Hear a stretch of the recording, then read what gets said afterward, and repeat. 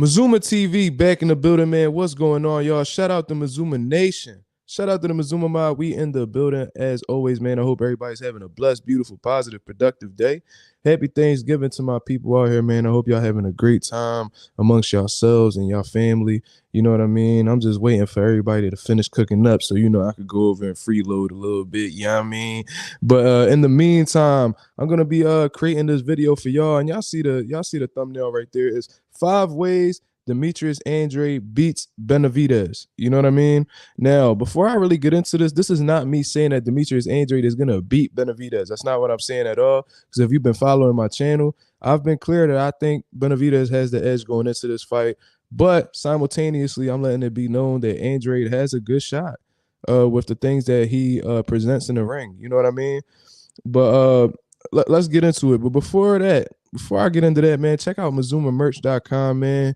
I put some 2 new designs up there a couple weeks ago, man, and it's been selling pretty well, man. Get support from all over. Thank you to the nation and the mob for making this possible, man. Get you a hoodie, crew neck, t-shirts, you know what I mean, long sleeve, short sleeve, you know what I mean, get you a coffee mug, get you a sticker, man. It's all available on there, man. It is very much appreciated. Now let's get into the 5 ways Andrade beats Benavidez. You know what I mean? For the most part, man, this is a classic example of a boxer versus a pressure fighter. You know what I mean? Demetrius Andrade being the slick out boxer that could pull the awkward stuff out of the bag. He could pull out the aggressive bag as well. But he's known as a slick boxer, you know what I mean? Athletic, slick boxer. That's how I would classify him when he's at his peak. You know what I mean? Benavidez, on the other hand, he is a pressure fighter. There's no doubt about that. Anybody who says different, they pretty much don't watch the man. You know what I mean? He has the same approach every fight. And that's just who he is. You know what I mean? So I think that Andrade is going to use he has to use the things that he's good at in order to be successful, like any other fighter. So the first key, in all honesty, that Demetrius Andrade is going to have to get into is his lateral movement, of course. You know what I mean? Demetrius Andrade has really good feet. He has fast feet as well. We've seen it in the Demond Nicholson fight. We've seen it throughout the entire course of his career, in all honesty. He showcases it all the time. We rarely see Demetrius Andrade have a fight where he's completely flat-footed the entire time. He's going to showcase some movement. You know what I mean? And for the most part, he's going to have to take advantage of his lateral movement when it comes to Benavidez, because I've seen several fights with Benavidez when he's been with movers like Caleb Plant, where he'll seem to follow them around. You know what I mean? And when he's following him around, obviously his feet are not set, being Benavidez. And I think that Andrade is going to have to take advantage of this to as much as possible. You know what I mean? He has to punch when Benavidez's feet are not set, and he has to punch Benavidez. More specifically, he has to punch on Benavidez while Benavidez is attempting to cut off the ring or following him around. You know what I mean? I think the more that he does that, the more that Benavidez won't be in position to punch. And as long as you're keeping his offense at bay, you should be successful throughout them rounds, especially them early rounds while Benavidez is warming up. You know what I mean? So to keep it simple, lateral movement is something he's definitely going to need to pull out of the toolbox in this fight. No questions about it. You know what I mean? Now, the second things that I want to get into is Demetrius Andrade taking advantage of Benavidez's flawed footwork. You know what I mean? I've seen that Tim Bradley got a lot of criticism for saying that about Benavidez, especially by Jose Benavidez Sr.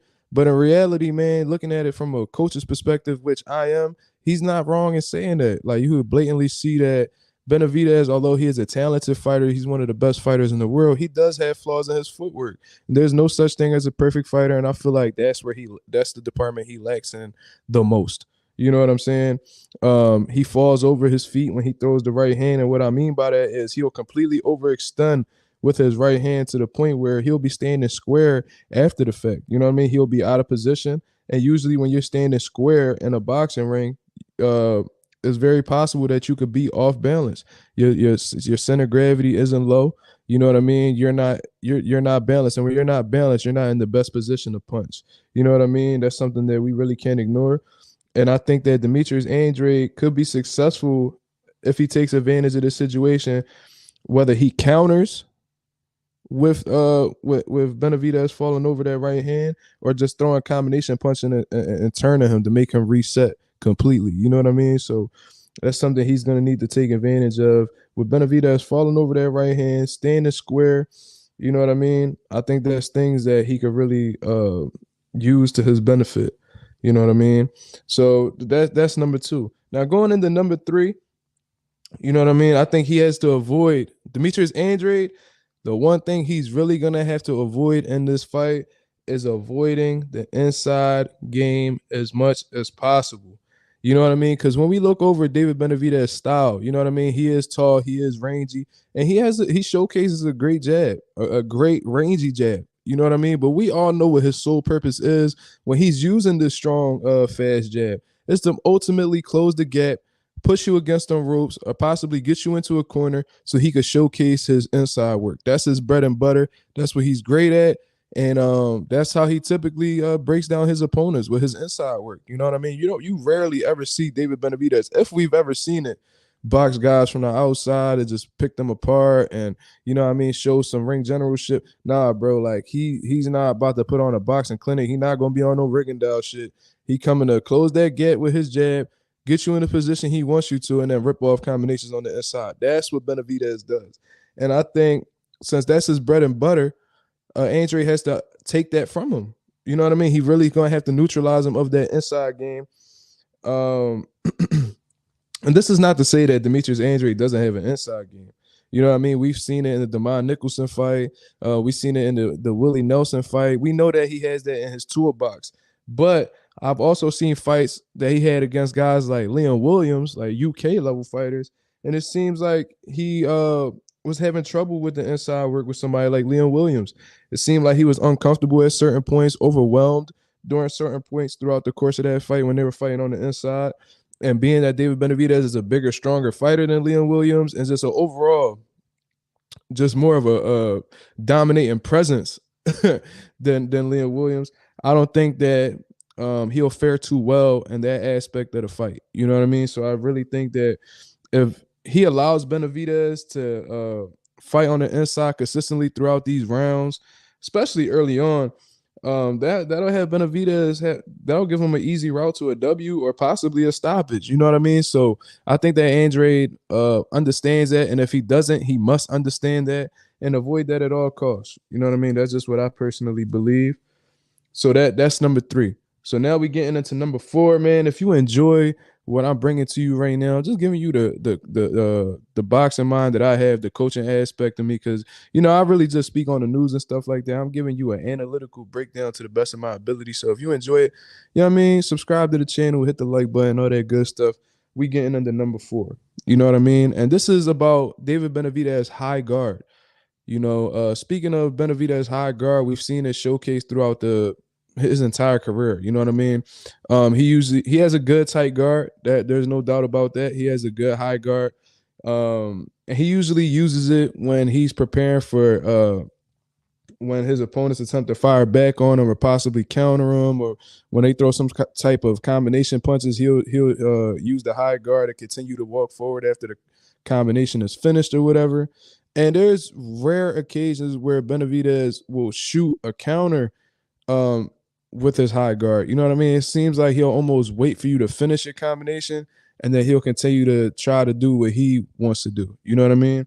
And with that being considered, being that we see Benavidez rarely punching with the high guard and just waiting for an opponent to finish off their combinations, I think that Demetrius Andrade could use that to his advantage. You know what I mean? That's another thing that Benavidez may do wrong.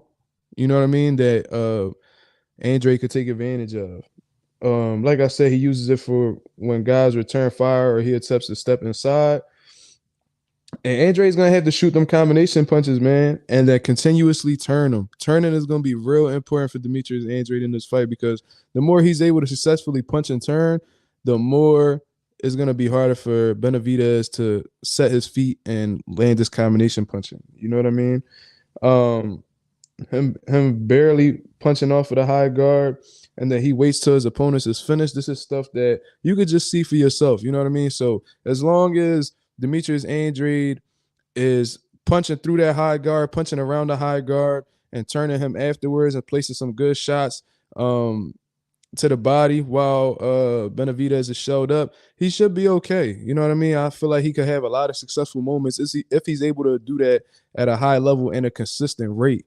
You know what I mean? So that's number 4. So we about to finally get into number 5. And this is going to be very important because if you're not doing this, then the other 4 that I'm talking about, you're not going to be able to do on a consistent basis or at a high level. You know what I mean? And I really think that this is important for anybody that goes up against David Benavidez because this is one of his greatest abilities, and that's being conditioned for the later rounds. You know what I mean? I feel like a lot of guys, when they fight David Benavidez, they have a lot of success in those early to mid rounds. For example, like Caleb Plant. But I think they really underestimate Benavidez's ability to turn it up in the later rounds. And he drowns a lot of people in those later rounds, man. We can't forget that at all. So with Andrade knowing this and seeing a few of David Benavidez's fights, he has to be well conditioned for the later rounds because it's obvious that Benavidez gets stronger as the rounds go on. He drowns opponents with his volume, and they usually can't withstand his pace, man. You know what I mean? They're used to fighting at a particular pace, and once they get outside of it, these guys could become drained mentally, physically, and then they be ready to go within those last few rounds that's left in the fight. And I found a very interesting statistic when it came to David Benavidez's knockouts. You know what I mean? In the last 5 knockouts that David Benavidez has, and you can check this on BoxRec, 4 of the knockouts that he done had have been in the later rounds. You know what I mean? Karan Davis was in the 7th round. Ronald Ellis was in the 11th round. Romer Alexis Angulo was in the 10th round.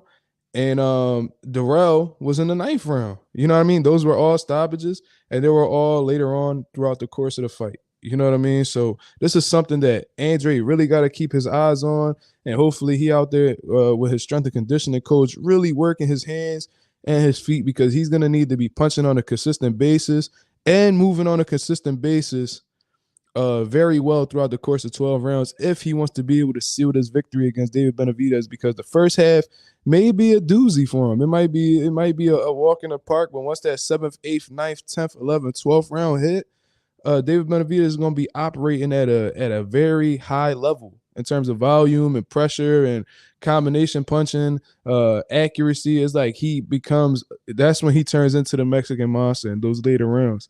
So that's what he has to be anticipating. That's what he's going to have to be looking forward to, because if he's able to weather that storm in those later rounds, he could be successful. You know what I mean? So it's very, very important that he is in top shape. It's very important that he's in dog shape. You know what I mean? Because if you're not in shape, or you're in the shape you are for like a regular fight, you pretty much setting yourself up for failure, man. And that's just what it is. Another thing that I actually wanted to add it as well that I completely forgot about, I don't know why, but if there's a situation where David Benavidez is being like clinched by Demetrius Andrade, he's known for working with the free hand. So if Demetrius Andrade really wants to neutralize this man's offense, especially when they're in the clinch, he has to have a hold of both of his arms. You know what I mean? Or just completely smother him in general. So Demetrius Andrade, so David Benavidez is not able to punch, because we've seen when David Benavidez is in the clinch with guys, he'll work with the free hand relentlessly until the fucking opponent lets go of his other arm. We've seen it with Caleb Plant. Caleb Plant had a hold of of Benavidez's right arm, and he was just going left hand crazy, going to the body, going to the head. And he was able to do it so successfully that he was forcing Caleb Plant to let go of his other arm, and that he could continue on with his offense. So the clinch may be real important for Demetrius Andrade. Hopefully he's physically strong in the clinch. So because David Benavidez is a big boy that's physically strong, hopefully he's strong in there and he won't be getting like ragdolled around the ring. He's gonna need to get hold of both of those arms. You know what I mean? Or just completely smother him where he's not able to punch. Because in all honesty, if Benavidez works with that free hand, especially in those later rounds, and he's going to the body head, he could really cause some damage and really take a lot of gas out of Andrade's tank. You know what I mean? So that's pretty much what it is, man. Those are my 5 keys to victory. 5 ways that Demetrius Andrade beats Benavidez. To really sum it up for you guys, man, Demetrius Andrade's lateral movement is going to be extremely imperative in this fight to catch David Benavidez off balance. he has to take advantage of Benavidez's flawed footwork when it comes to him falling over shots and standing square throughout the course of the fight. He's going to have to take advantage and be punching while Benavidez is having those moments. I think he should avoid the inside fighters at all times, considering the fact that that is David Benavidez's bread and butter. You know what I mean? That's how he really does damage in his fight. So to neutralize him of that could save him a lot of damage. You know what I mean? And reserve a lot of his gas tank. I think that he should make Benavidez resort to the high guard as much as possible, because when he's in the high guard, he's very reluctant to punch for some reason. You know what I mean? He'll wait until a guy's finished throwing their combinations and then continue to apply pressure. So make him use that high guard as much as possible, man. And then overall, the fifth step, man, you have to be in dog shape. You have to be extremely conditioned to go to war for 12 rounds, whether it's your feet being on the move for 12 rounds throughout the course of 36 minutes or your hands constantly moving for 36 minutes. You have to be ready at all times. If you show any type of deficiencies in your conditioning, Benavidez is going to take advantage of that and may possibly drown you, man. So those are my 5 keys to victory right there, man. If you enjoy the content, like I said, hit the like, hit the subscribe, hit the bell notification, turn it to all, so you know every time I'm going live or posting a video. Tomorrow I'll be back with 5 ways that Benavidez beats Andrade. I appreciate you guys for tuning in, man, especially if you've been holding on this long. This is Mazuma TV. Shout out to the nation. Shout out to the mob for tuning in. I'm out of here, man. Peace.